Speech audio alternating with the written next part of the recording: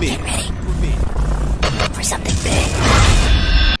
Hello everyone. Welcome to the reaction room with Amy Fortran. Today we'll be reacting to the poem titled The Carver's Prayer, written by Stefano. As usual, for us to play this poem for you, I would want you to come with me to the Poetry Show channel on YouTube that will get the poem played for you. Afterwards, we'll bring out the life principles hidden in this poem.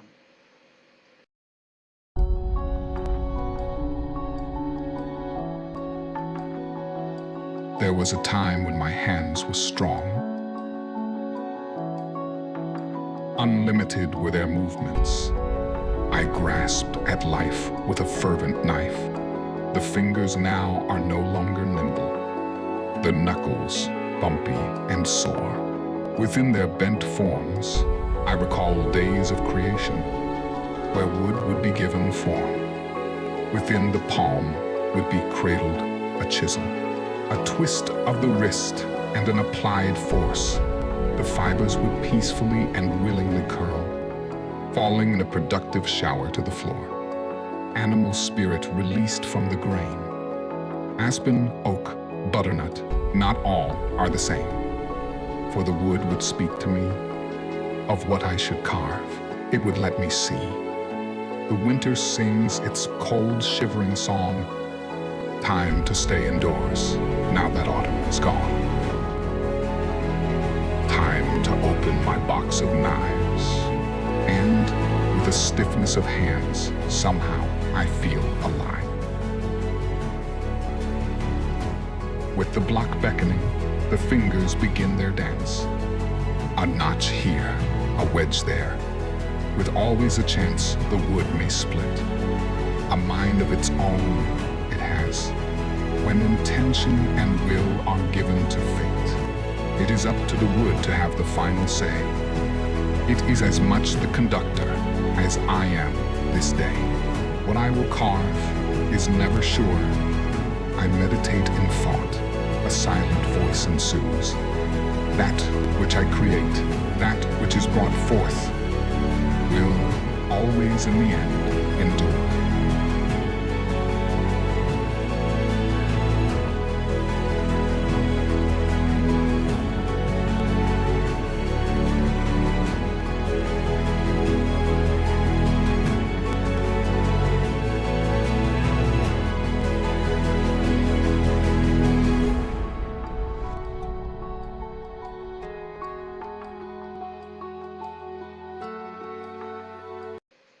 Wow, this poem is interesting. Like we always do, we'll play the poem again, then we'll keep pausing to bring out the life principles I was able to get from this poem.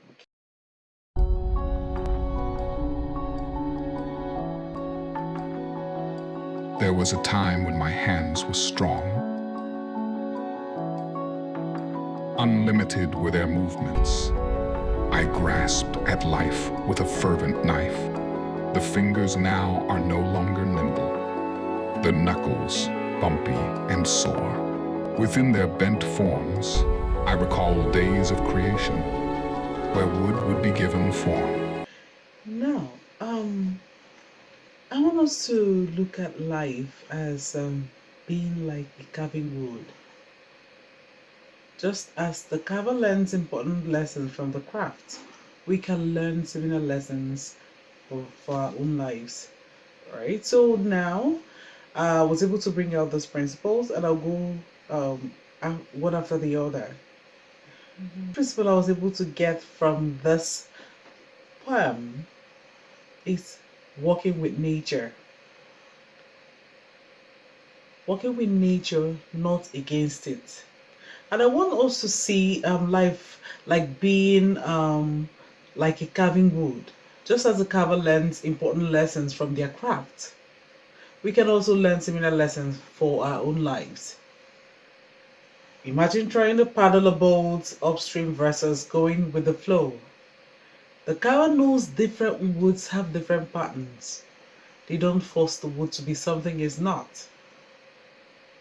Similarly, in life, we often find more success when we work with our natural abilities and circumstances rather than fighting against them. You have to work with nature.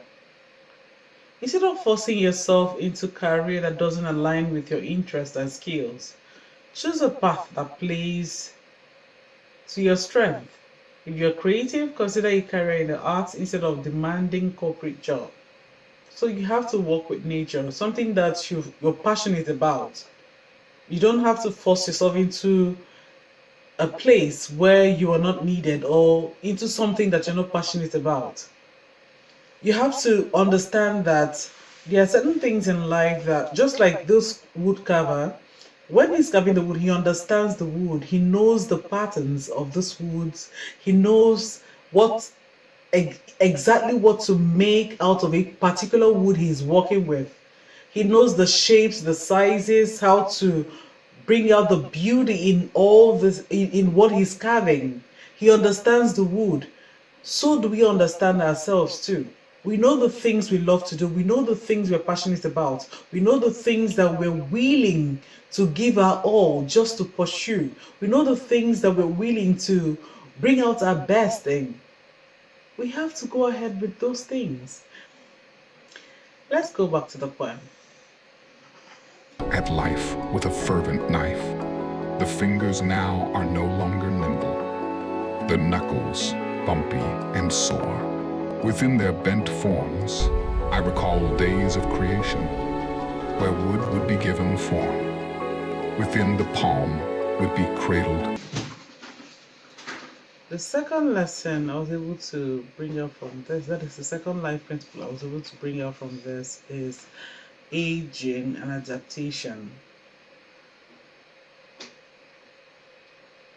The carver's hands aren't as strong as they used to be, but this doesn't stop them from creating. He looks for a way to be more creative, not leaving out his creative ability in his craft and everything, but he looks for other ways to still continue to make his craft. That also applies to us. When things change, how do we adapt to the changes that come our ways? How do we continue to do the things we love when we are older or when things around us change? Let's go back to the poem to get the next lesson.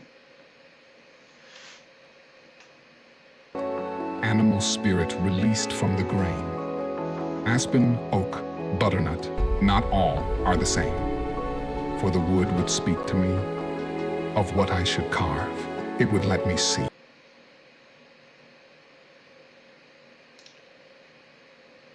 The next principle we're able to get from this is patience and listening. Just like the carver, before carving, the artist takes time to understand the wood. This is like taking a moment to understand the situation before rushing into action. Just as the wood speaks to the carver about what it should become, life often gives us hints about what paths to take if we pay attention. All we need to do is just to listen. All we need to do is to pay attention. All we need to do is just to be patient, so that when things come up, we'll know the best way to go about it. We don't just rush into action. We don't just take decisions on our own like that. We have to think and ponder over things happening around us, ponder over the situation, and know the best action to take, and know the best solution to proffer to that particular circumstance or that particular thing happening around us. So that is why we have to be patient, and we also have to listen to our intuition. We also have to listen to our environment to know the best action to take. Let's go back to the poem again. The winter sings its cold, shivering song. Time to stay indoors, now that autumn is gone. Time to open open my box of knives. And with a stiffness of hands, somehow I feel alive. This is really talking to us. The carver didn't see the weather as a deterrent from exhibiting his craft. He didn't see the weather as an obstacle. He only saw it as an opportunity to also practice his craft or to exhibit his craft, his creativity indoors. It didn't make him to start giving excuses on why he was not able to continue with his creativity, continue with his craft and everything. But he also saw it as an opportunity to continue with what he loves doing because he's so passionate about this. This boils down to us. When we're passionate about something, when we see things that look like limitations around us, we see them as opportunities. Those challenges that may surround us, we see them as opportunities to harness our talents, to harness our creativity, to bring out the best in ourselves, to show the world that we are not being held back by the challenges we may be facing at that particular time. We are not being held back by the situations we may have found ourselves in, but we are able to overcome those challenges because we are seeing opportunities in them. And this has to do with your mindset. When you have a positive mindset, you will see opportunities in every challenges you may face. Let's go back to the poem again. With the block beckoning, the fingers begin their dance. A notch here, a wedge there. With always a chance the wood may split. A mind of its own it has. When intention and will are given to fate, it is up to the wood to have the final say. It is as much the conductor as I am this day. What I will carve is never sure. I meditate in thought, a silent voice ensues. That which I create, that which is brought forth, will always in the end endure.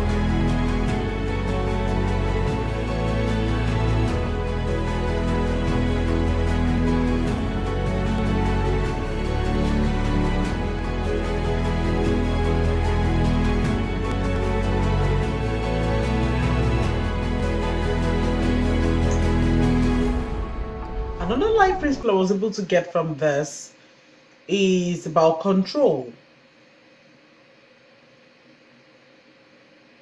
That is letting go of things. Sometimes the wood splits unexpectedly and the carver must accept this. So life is too to us.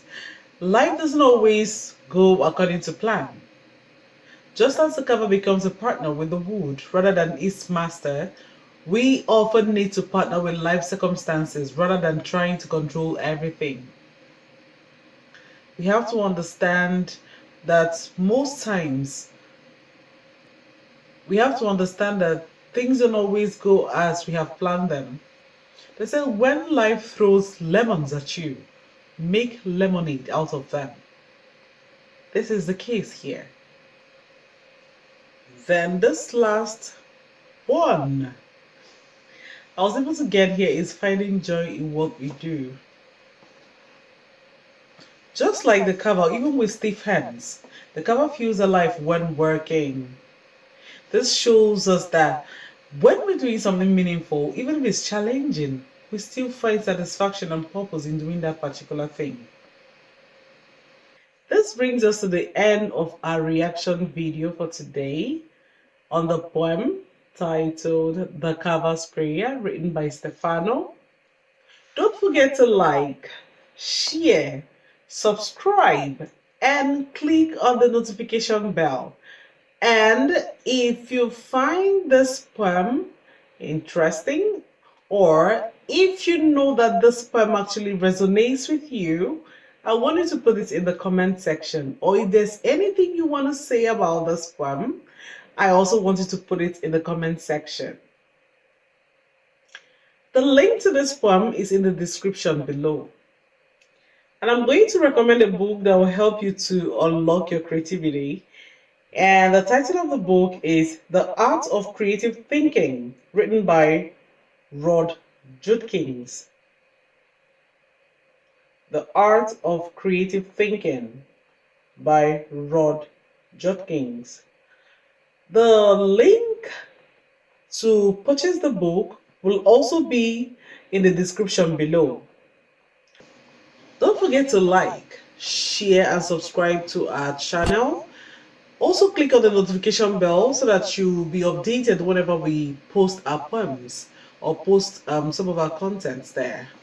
Make sure you also follow us on our social media handles displayed on the screen. And you can also go to our website www.poetry.ca so that you have access to our poems written by different poets all over the world. Alright, thank you so much. Till we meet you on the next video. Bye.